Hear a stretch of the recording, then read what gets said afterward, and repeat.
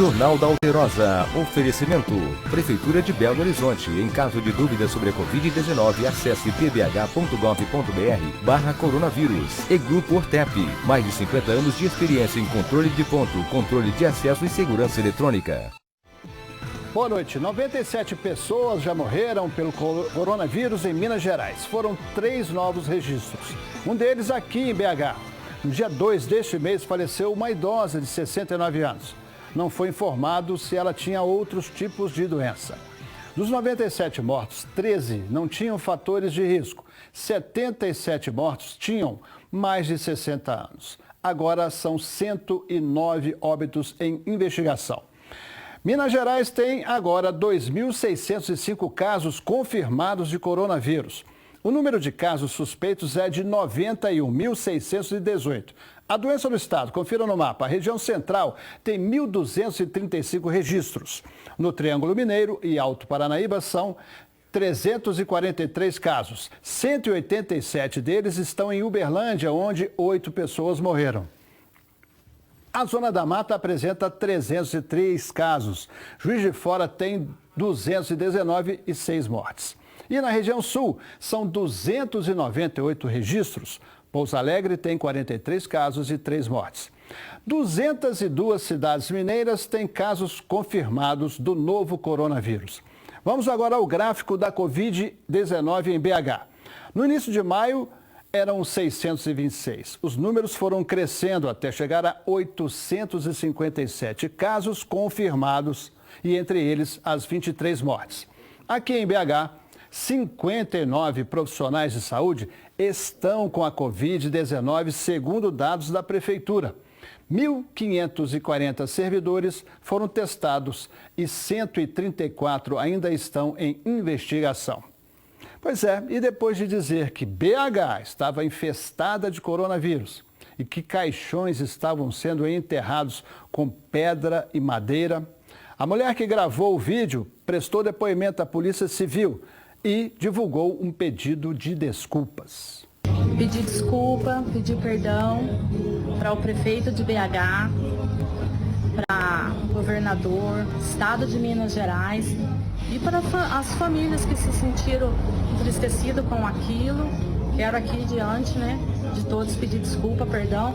Não era a minha intenção, eu não propaguei, mas eu quero agradecer e dizer que eu estou arrependimento, muito triste, sofri bastante com tudo isso que aconteceu e estou aqui para pedir desculpa e perdão. O advogado de Valdete Zanco disse que o vídeo foi postado num grupo familiar e vazou para redes sociais sem o conhecimento dela. E o delegado Wagner Salles, chefe do 1º Departamento de Polícia Civil em BH, disse que Valdete Zanco pode ser acusada de crime de denunciação caluniosa, difamação contra a autoridade pública e contravenção penal de provocação de tumulto ou pânico. As penas para esses casos, somadas, podem chegar a 9 anos de prisão, além de multa. Minas Gerais tem 834 casos de coronavírus, nenhum em Vespasiano. De que forma essa cidade, que fica a apenas 30 quilômetros da capital, está enfrentando a pandemia? As ruas da cidade estão bem movimentadas, até porque a prefeitura autorizou no último dia 13 de abril a abertura gradativa do comércio. Desde então, os lojistas têm seguido as normas de saúde, indicada pelas autoridades sanitárias. De acordo com o IBGE, Instituto Brasileiro de Geografia e Estatística, Vespasiano tem uma população estimada de 127.601 habitantes e é o único município do estado de Minas Gerais, com mais de 100 mil moradores, que não tem nenhum caso confirmado da Covid-19. Fizemos um trabalho junto ao comércio para que realmente eles abram de maneira que a gente possa ter segurança e segurança para as pessoas também. O uso de máscara é obrigatório na cidade. Eu tô vendo que a senhora tá com a máscara na mão e você não tá com medo, não? Não, tô com medo, eu tava com ela ali na fila, só que como eu saí, dá até foto de eu tirei um pouquinho. O pessoal não tá levando muito a sério. Eu acho que deveria levar a sério, que essa doença é muito grave, né? Pelo que eu vejo aqui tá normal, né? O pessoal aí que muitos não respeitam a máscara, né? Mas o resto que eu vejo aí tá bom. Cada um fizer sua parte, né? Não vai ter como propagar essa doença. Verdade. E o número de curados segue subindo. Hoje são 1.210.015 no mundo inteiro. No Brasil, 48.221. E o secretário nacional de Vigilância em Saúde, Wanderson Oliveira, acredita que esse número de curados pode ser bem maior, porque cura é quem não evoluiu para o óbito. Então, o número de curados é imensamente maior do que o número de pessoas que evoluem para casos graves. Com a coleta seletiva de lixo na capital suspensa desde o final de março, os catadores estão passando aperto para pagar aluguel, água, luz, alimentação. A reportagem de Larissa Pimenta mostra se há solução a caminho. Dona Maria e o marido, Gilvano, têm a coleta seletiva como única renda. Com a suspensão do serviço por conta da pandemia, os dois vivem de doações. Trabalhar, a gente precisa de trocadinho da gente, conta vai só chegando, né? Como que paga? Não tem jeito de pagar. 6 cooperativas fazem parte do programa de coleta seletiva de Belo Horizonte. Só nesta cooperativa localizada na região leste da capital, 41 catadores estão parados em casa, recebendo apenas o auxílio da cesta básica, ofertada pela prefeitura. Vilma é presidente da cooperativa da região leste há 18 anos. Nunca viu nada parecido. Dos 41 funcionários, apenas 3 ainda trabalham no local.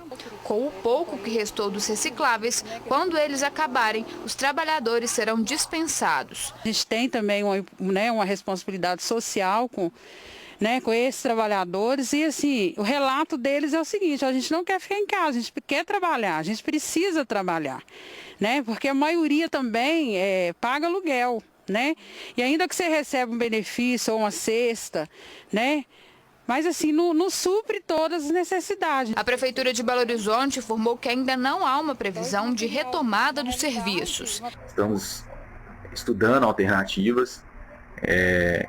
A Prefeitura vem apoiando os catadores em outras frentes com assistência social.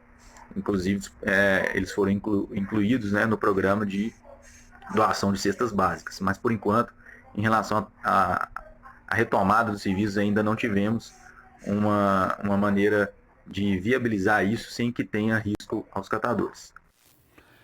A Força Integrada de Combate ao Crime Organizado fez uma operação contra o crime conhecido como saidinha de banco. E os integrantes de uma quadrilha saíram de circulação. Foram cumpridos 8 mandados de busca e apreensão e 7 de prisão preventiva. 6 pessoas foram detidas. Um dos alvos ainda está foragido. Alguns dos investigados já estavam presos por outros crimes ou foram presos recentemente, segundo as apurações, por crimes análogos aos que são investigados aqui, o que indica que eles já são contumazes na prática desse tipo de crime. É uma quadrilha de 8 integrantes que se revezava na prática dos crimes. Não eram os 8 que participaram, não foram os 8 que participaram dos 11 assaltos, mas em alguns deles 5, em outros 4, o olheiro, eles tinham 2 olheiros, então eles se revezavam para não ficar marcados nas agências bancárias. A Operação Saque Marcado reuniu forças de segurança nacionais e do Estado. Os assaltos aconteceram de agosto a novembro do ano passado. Segundo as investigações, o modo de agir dos bandidos era sempre o mesmo. O olheiro entra na agência, ele identifica uma pessoa que está fazendo um saque vultoso, ele identifica pelo barulho da máquina contando dinheiro. Aí ele passa, vê quem está fazendo esse saque, olha a roupa da pessoa, telefona para um comparsa do lado de fora, diz: olha, é um sujeito com camisa do Black Sabbath, calça preta e máscara preta. Os outros comparsas do lado de fora fazem a abordagem, depois vem outros, normalmente numa moto, para dar a fuga para quem fez a abordagem. Porque todos esses crimes foram praticados porque eles observaram o comportamento das vítimas. Então, para que as vítimas das agências bancárias sejam os mais discretas possíveis, evitem horários fora de aglomeração de pessoas, fiquem atentos com observação ou não, fiquem atentos ao sair da agência bancária, a forma com que guarda esse dinheiro assim que saca, esse é o principal recado da polícia para prevenir, para evitar que novos crimes aconteçam. Ótimas dicas. Paralisado há quase 2 meses por causa da pandemia do coronavírus, o Campeonato Mineiro de Futebol não tem data para voltar. E alguns participantes nem possuem mais times para escalar. A reportagem é de Péricles de Souza.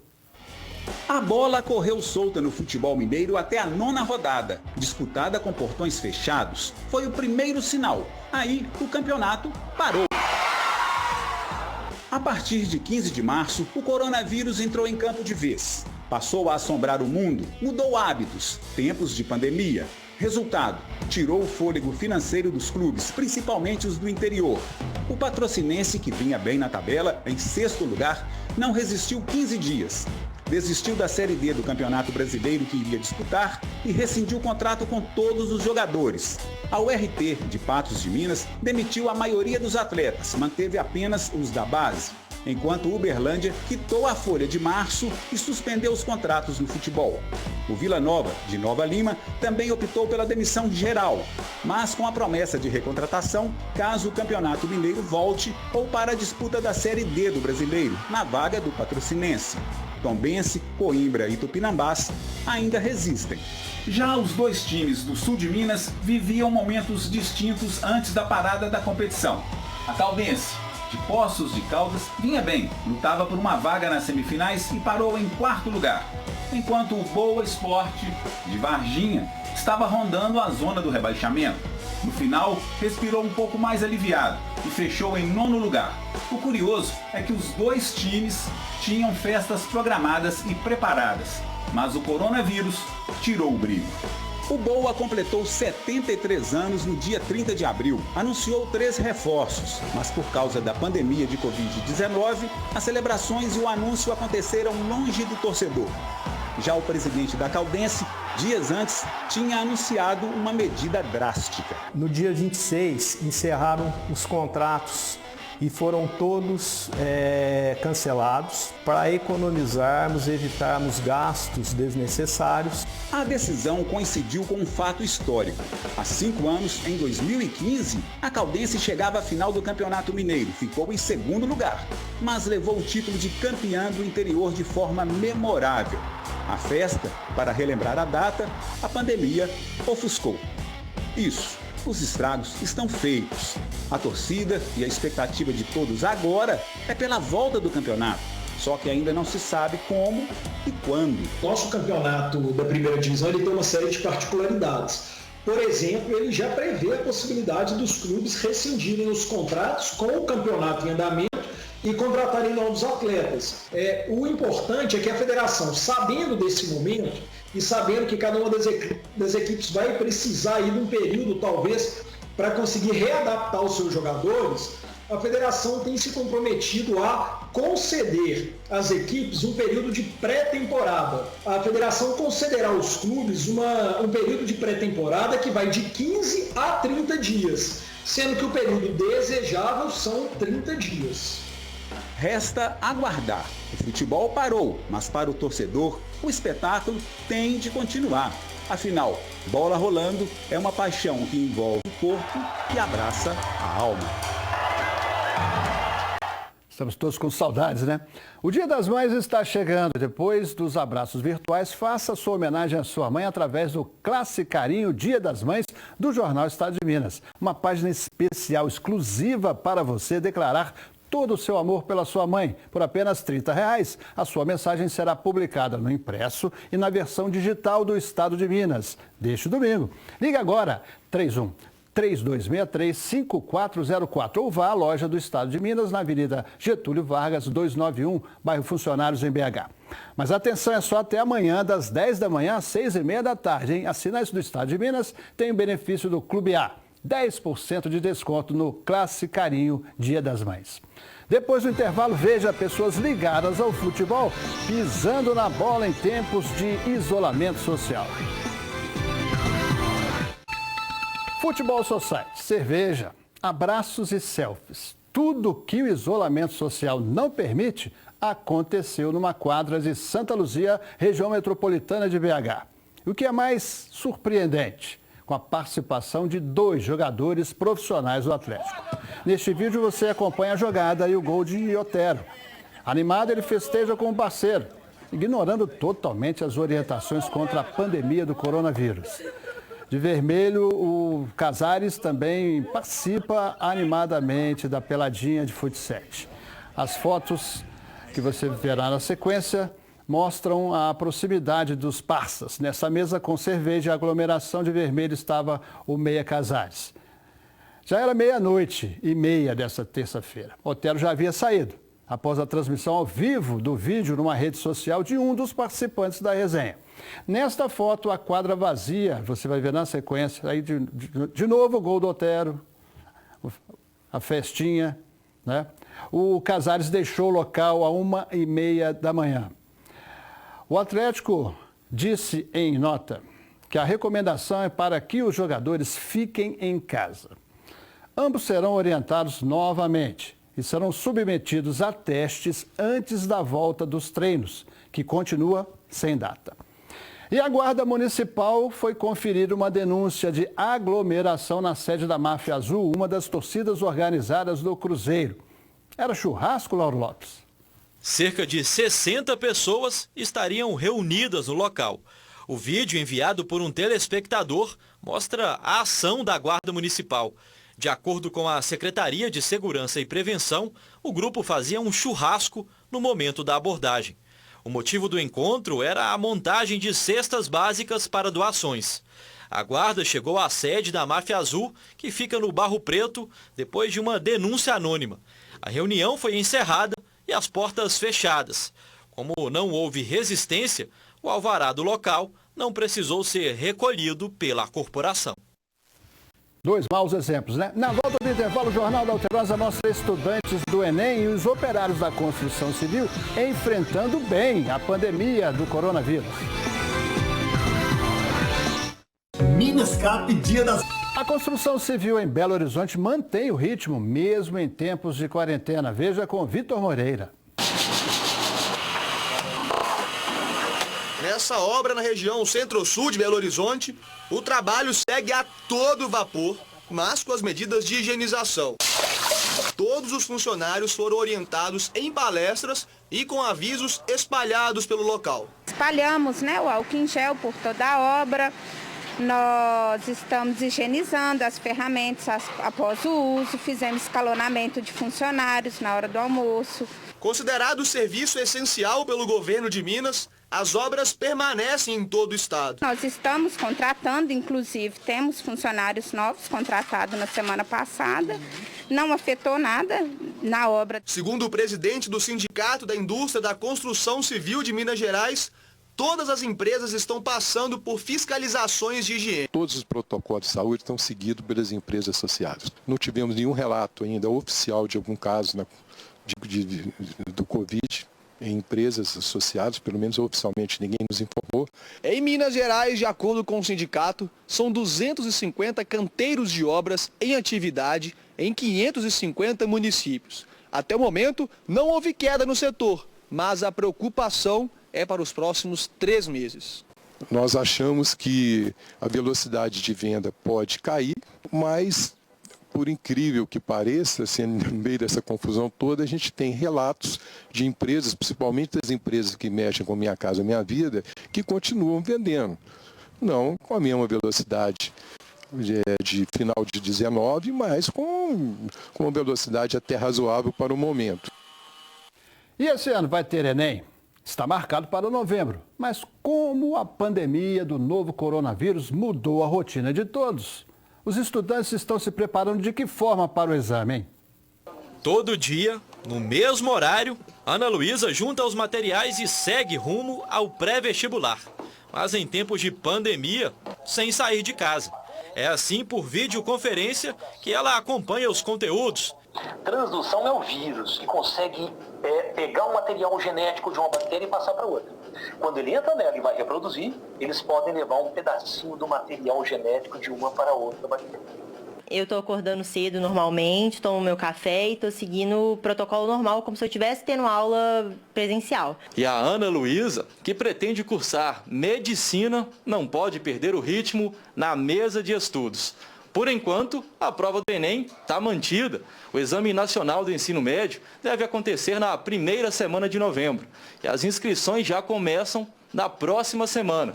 Vão de 11 a 22 de maio. Eu tento seguir à risca tudo certinho, dando uns intervalinhos assim de 15 minutos de ir no banheiro, comer alguma coisa e depois eu volto para os estudos normalmente. E eu deixo o telefone sempre desligado, sem internet, que eu fico incomunicável, que aí eu não corro risco nenhum de pegar o telefone. O diretor do pré-vestibular, onde a Ana Luísa estuda, disse que o cursinho precisou se adaptar rápido aos estudos remotos. Está seguindo o quadro de horários religiosamente, né, exatamente como era antes. A gente usa uma plataforma na internet, os alunos gostam muito, então a gente acha que o rendimento está sendo muito bom. Tem que ter o Enem, mas eu acho normal que haja um adiamento do Enem. Esse ano, muita gente não está tendo acesso a aulas de qualidade, e aí o que eu posso dizer para esse aluno é procurar estudar pelos livros, procurar assistir bons vídeos na internet. Ana Luísa segue assim, assistindo, anotando tudo e sonhando com o futuro na medicina.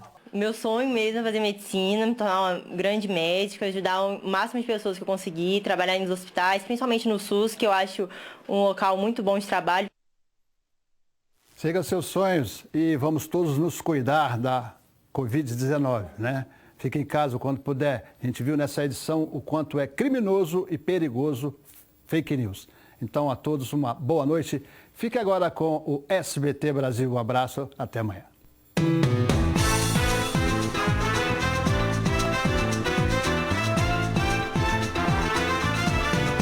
Jornal da Alterosa. Oferecimento.